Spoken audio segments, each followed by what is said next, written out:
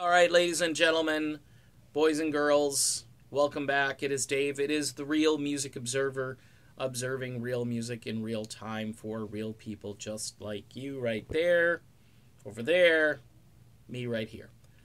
Fleetwood Mac makes it official. They have now leaked out who is running the band. And they did that by allowing a secondary keyboard player by the name of Ricky Peterson to do an interview where he talks about who's running the show. It's actually a little bit mind-boggling because typically, did Journey on their last tour or any band that you know of have somebody in there who says, yeah, this guy's calling all the shots? It's just bizarre.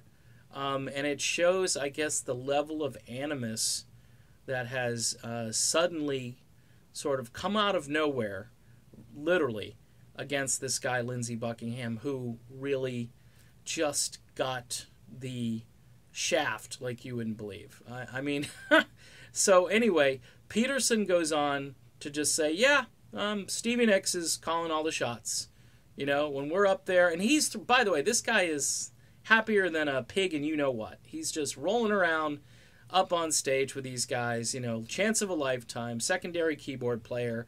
I'm playing with Fleetwood Mac, and it's all good. If they didn't put any kind of leash on this guy for this interview, then shame on them. But if they said, hey, don't do this, and this guy is just a rogue employee, but I have a hunch that they don't care, that they want this out there, that Stevie Nicks is now in charge of Fleetwood Mac. Now, of course, I've already done videos speculating that Stevie Nicks is in control because, let's be honest, Lindsey Buckingham is not in the group anymore because of Stevie Nicks.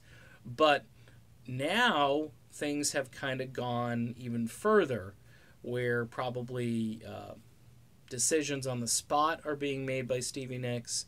Who knows? Look, Lindsey Buckingham was the smart guy in the group, okay?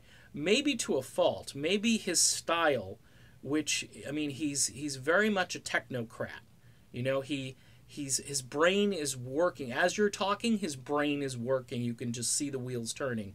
I watched a couple of interviews of him and Christine McVie last year when they were promoting the album that should have been a Fleetwood Mac album. And by the way, please go back and listen to this album. It's a genius record, and it didn't get any airplay here in the States.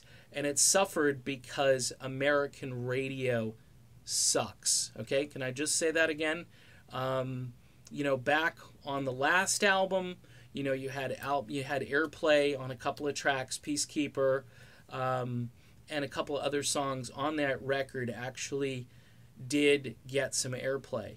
But on this one, and maybe because it's a Buckingham McVie project and not a Fleetwood Mac album, but still, it was just a terrific sounding record. Now let me get off that soapbox and just conclude by saying this. If this is the way this band is going to conduct itself, by just throwing somebody out there who's a secondary player in the group and having them do this interview, they're really not a professional outfit at this point.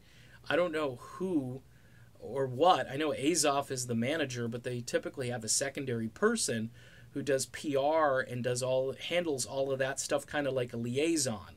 And that person's really in charge of giving the band talking points, telling them what to say, what not to say, under the circumstances with all of the hoopla and all of the outcry for Lindsey Buckingham in a positive way.